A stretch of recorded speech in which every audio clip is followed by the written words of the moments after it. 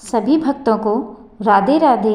जय श्री कृष्णा, जय श्री श्याम। भक्तों, अब हम सुनेंगे कार्तिक स्नान में प्रतिदिन सुनी जाने वाली सभी कथाएं। सर्वप्रथम कार्तिक मास की कथा।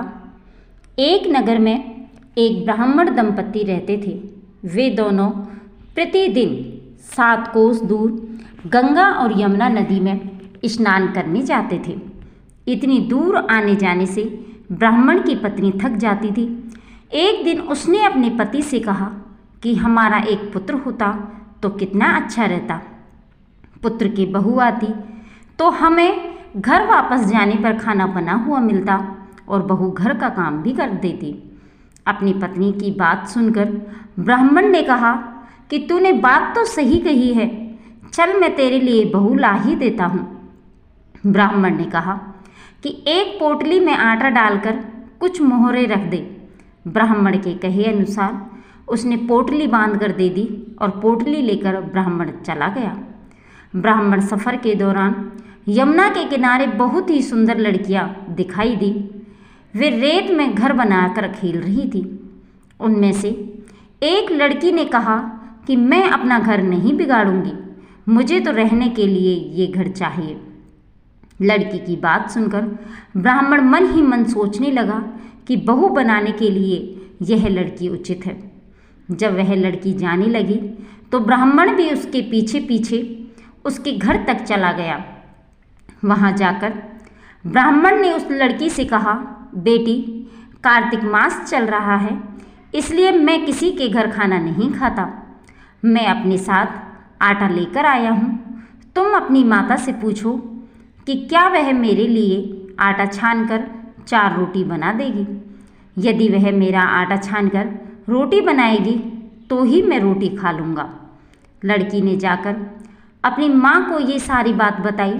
माँ ने कहा, उचित है, जाकर ब्राह्मण देव से कह दो कि वह अपना आटा दे दें, मैं रोटी बना दूँगी। जब वह आटा छानने लगी तो आटे में से मोहरें निकली। वह सोचने लगी कि जिसके आटे में इतनी मोहरें हैं उसके घर में कितनी मोहरें होंगी।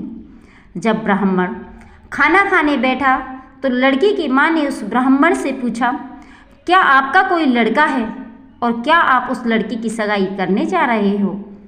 यह सुनकर ब्राह्मण ने कहा कि मेरा लड़का तो काशी पढ़ने गया हुआ है, लेकिन यदि तुम कहो तो खान कटोरे से विवाह करके तेरी बेटी को अपने साथ ले जाऊंगा।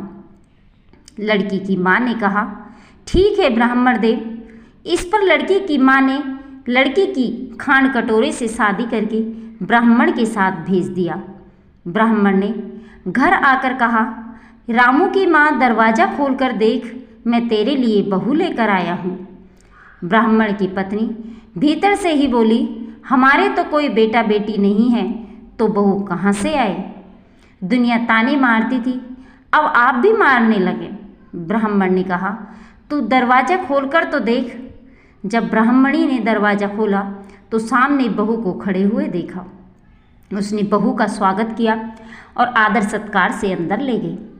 अब जब ब्राह्मण अपनी पत्नी के साथ नदी स्नान करने जाता तो पीछे से बहू घर का सारा काम करके और खाना बनाकर रखती थी।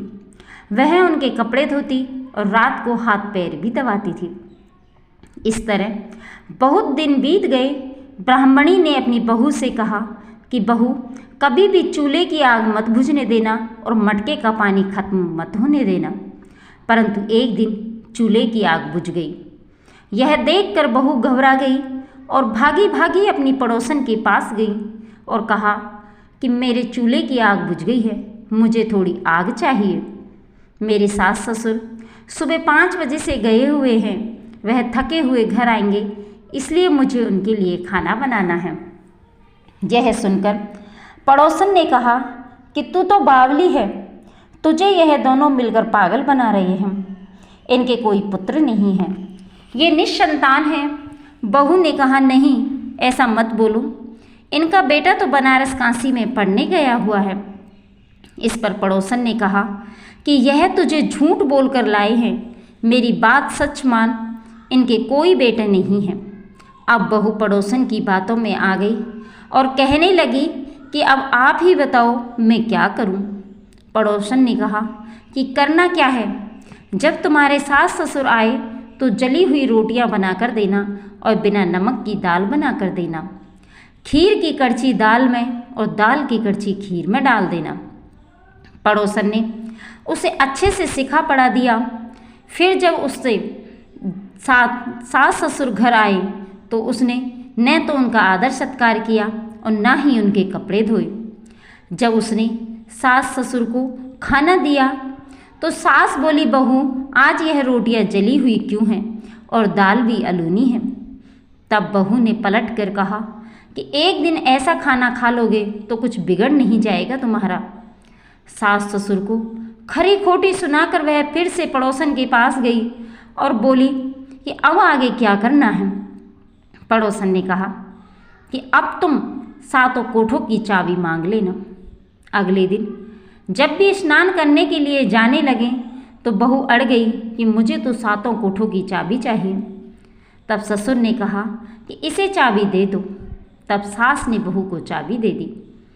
सास ससुर के जाने के बाद जब बहू ने दरवाजे खोले तो देखा कि किसी में अन्न भरा है, किसी में धन भरा है और किसी कोठे में बर्तन पड़े हैं। जब उसने सबसे ऊपर का 7वां कोठा खोला तो देखा कि शिव जी, पार्वती माता, गणेश जी, लक्ष्मी माता जी, पीपल पथवारी, कार्तिक के ठाकुर, राई दामोदर, तुलसी जी का बिड़वा, गंगा यमुना और 33 कोटि देवी देवता विराजमान हैं। वहीं पर एक लड़का चंदन की चौकी पर बैठा माला जप रहा है।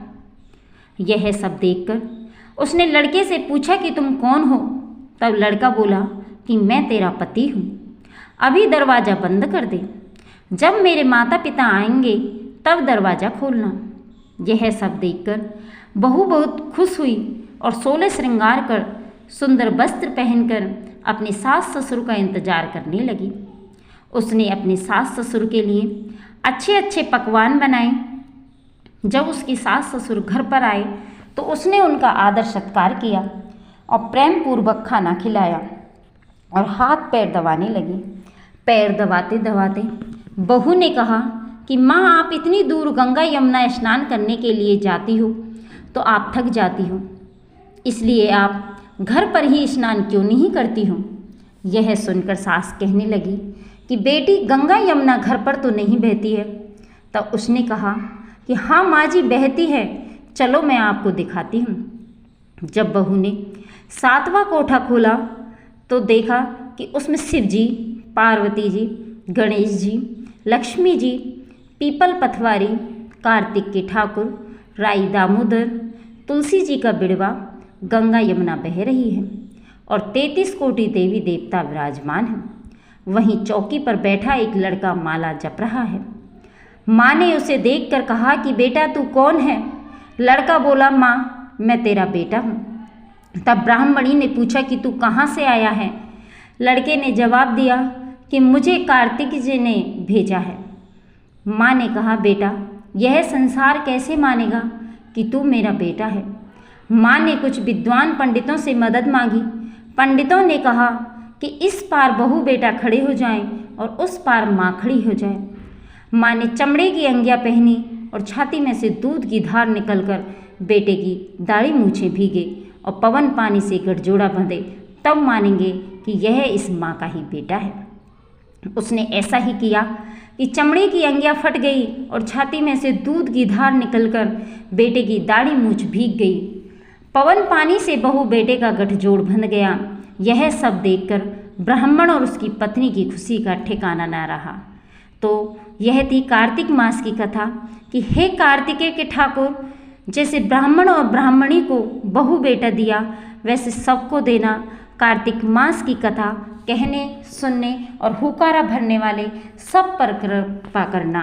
बोलो कार्तिकेय भगवान की जय, कृष्ण भगवान की जय। भक्तों, यदि आपको हमारे द्वारा सुनाई गई कथा अच्छी लगी तो लाइक करें, कमेंट करें और चैनल को सब्सक्राइब करें, जिससे आगे आने वाली और भी कथा और कहानियाँ आपको समय समय पर मिलती रहे। जय श्री कृष्णा, जय श्री श्याम और कमेंट बॉक्स में जय श्री कृष्णा अवश्य लिखें।